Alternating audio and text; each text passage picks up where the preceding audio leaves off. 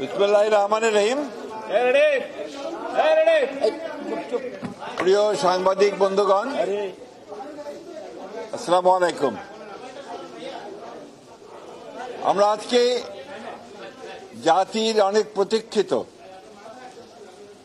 একটি সুসংবাদের জন্য অপেক্ষা করছিলাম। আমরা অপেক্ষা করছিলাম যে যুক্তরাজ্যের লন্ডনে সরকারের প্রধান উপদেষ্টা ডক্টর প্রফেসর মোহাম্মদ ইউনূসের সঙ্গে আমাদের বাংলাদেশ জাতীয়তাবাদী দলের ভারপ্রাপ্ত চেয়ারম্যান জনাব তারেক রহমানের যে বৈঠকটি সরকারের অর্থাৎ প্রধান উপদেষ্টার আমন্ত্রণে অনুষ্ঠিত হয়, প্রায় 2 ঘন্টার এই বৈঠক নিয়ে গোটা জাতি আপনার উৎকণ্ঠার সঙ্গে অপেক্ষা করছিল এবং সবাই অপেক্ষা করছিল যে এই বৈঠকের ফলাফল। আমি যে কথাটা আপনাদের এর আগেও বলেছিলাম, এই বৈঠকটি একটি টার্নিং পয়েন্ট হতে পারে। আল্লাহর কাছে অশেষ কৃতজ্ঞতা জানাচ্ছি যে সত্যিকার অর্থেই এই বৈঠকটি একটি টার্নিং পয়েন্টে পরিণত হয়েছে। আমরা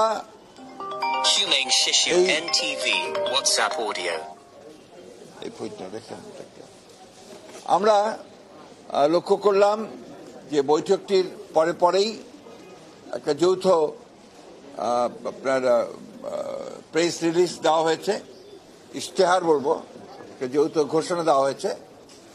ঘোষণাতে খুব পরিষ্কার করে বলা হচ্ছে যে আমাদের 2 নেতার বৈঠকটি ছিল অত্যন্ত সৌহার্দ্যপূর্ণ এবং অত্যন্ত একটা সুন্দর পরিবেশে বৈঠকটি অনুষ্ঠিত হয় এবং যে বিষয়গুলো আলোচনা হয়েছে তার মধ্যে প্রধান ছিল যে নির্বাচন ইস্যু।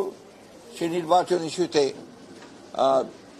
জনাব তারেক রহমানের যে প্রস্তাব, যে নির্বাচন যে ঘোষণা করা হয়েছে আপনার এপ্রিলে, যেটা প্রধান উপদেষ্টা ঘোষণা করেছেন, সেটা উপযুক্ত সময় নয় বিধায় তাকে পিছিয়ে নিয়ে আসা। এবং সেই ক্ষেত্রে আমরা অত্যন্ত আনন্দের সঙ্গে, গোটা জাতি আনন্দের সঙ্গে লক্ষ্য করলো যে আপনার এইটাতে প্রধান উপদেষ্টা সম্মত হয়েছেন এবং তারা ফেব্রুয়ারির মাঝামাঝি সময়ে নির্বাচনের সময়সীমা নির্ধারণ করেছেন। আমি বলবো যে জনাব তারেক রহমান সাহেব আবার প্রমাণ করলেন এই রাজনৈতিক যে দলগুলো রয়েছে, সেই দলগুলোর নেতৃত্ব যারা দিচ্ছেন, তাই সেই নেতৃত্ব যারা দিচ্ছেন তাদের মধ্যে নিঃসন্দেহে রাষ্ট্রনায়কোচিত যে গুণগুলো তার মধ্যে রয়েছে, সেই গুণ তিনি প্রমাণ করেছেন। প্রথম একটি বৈঠক যেটা সত্যিকার অর্থে গোটা জাতি অত্যন্ত উদ্বিগ্ন ছিল, সেই বৈঠকে তিনি আল্লাহর হুকুমে সফল হয়েছেন। আমি আমার দলের পক্ষ থেকে, আমাদের সমস্ত নেতা কর্মীদের পক্ষ থেকে জনাব তারেক রহমানকে আন্তরিক ধন্যবাদ জানাচ্ছি। সেই সঙ্গে আন্তরিক কৃতজ্ঞতা জানাচ্ছি প্রধান উপদেষ্টা প্রফেসর ডক্টর মোহাম্মদ ইউনূসকে, যে তিনি অত্যন্ত বিচক্ষণতার সঙ্গে এই সভাটিতে জনাব তারেক রহমানকে আমন্ত্রণ জানিয়ে একটা যে স্টেলমেট ছিল, একটা যে আপনার সবকিছু অনিশ্চিত অবস্থায় চলে গিয়েছিল, সেই অবস্থাকে কাটিয়ে তিনি জাতিকে এই 2 নেতা আবার সামনের দিকে আশা নিয়ে এগিয়ে যাওয়ার স্বপ্ন দেখিয়েছেন। এটা আমি তখনও বলেছি যে এখন যেটা প্রয়োজন হবে সেটা হচ্ছে যে আপনার সমস্ত অতীতে যে সমস্ত ছোটখাটো আপনার একটু কথাবার্তা হয়েছে সেগুলোকে ভুলে গিয়ে সামনের দিকে জাতীয় ঐক্যকে আরো দৃঢ় করে এবং যেটা বলা হয়েছে আপনার সমস্যাগুলোকে সমাধান করে নিয়ে আমরা যেন অতি দ্রুত একটা নির্বাচন, যেটা বলা হয়েছে ফেব্রুয়ারির মাঝামাঝি সময়, সেই নির্বাচনে সুষ্ঠুভাবে সুন্দরভাবে যেতে পারি এবং জাতির যে আকাঙ্ক্ষা সেটা পূরণ করতে পারি। এবং এই 15 বছরের ফ্যাসিস্টদের যে ধ্বংস করা ধ্বংসস্তূপের মধ্যে যে স্ট্রাকচার, যে কাঠামো, সেই কাঠামোকে নতুন করে গণতান্ত্রিক কাঠামোতে আমরা রূপান্তরিত করতে পারি। এই বিষয়টা সবচেয়ে গুরুত্বপূর্ণ যে আমরা প্রায় 15 বছর পরে একটা গণতন্ত্রে উত্তরণের একটা আমরা সুযোগ পাচ্ছি। গণতন্ত্রের যে ট্রানজিশন টু ডেমোক্রেসি, যে কথাটা আমি বারবার বলেছি, সেটাই একটা নিশ্চিত আমরা সেই দিকে এগিয়ে যাচ্ছি।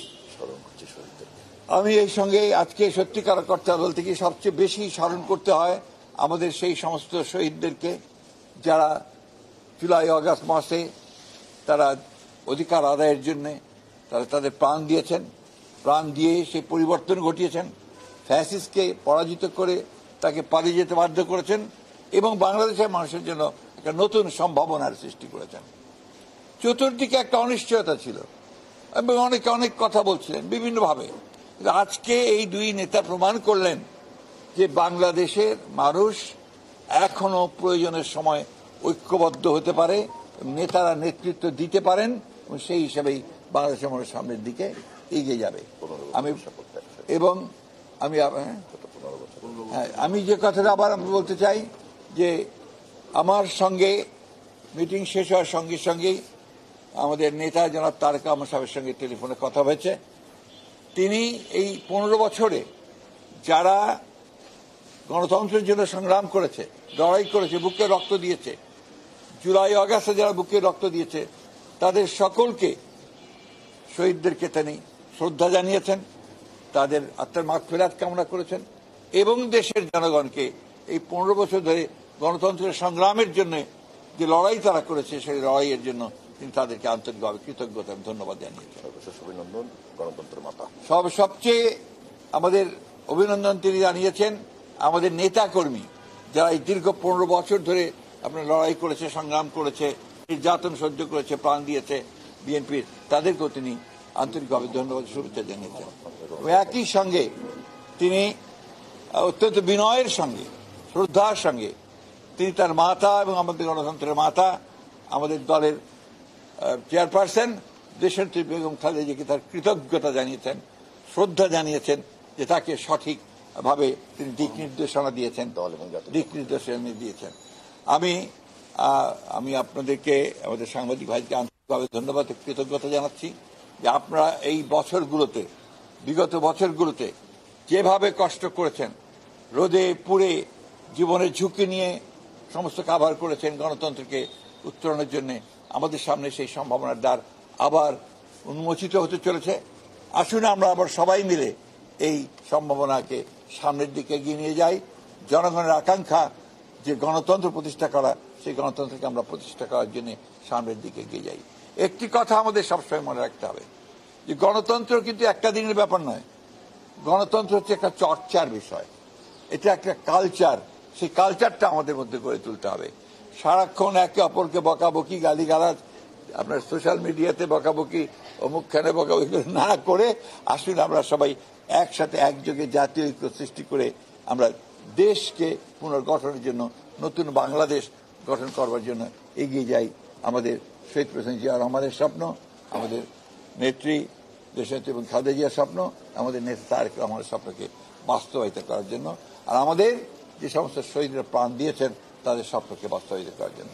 আপনাদের সকলকে ধন্যবাদ। মানে মহাসচিব, নির্বাচনের সময় বাদে জুলাই ঘোষণাপত্র বা সংস্কার এই সাথে এটা তো আপনার অলরেডি বোধহয় আপনার এসেছে, চৌথ ঘোষণাতে এসেছে, এটা হয়ে যাবে।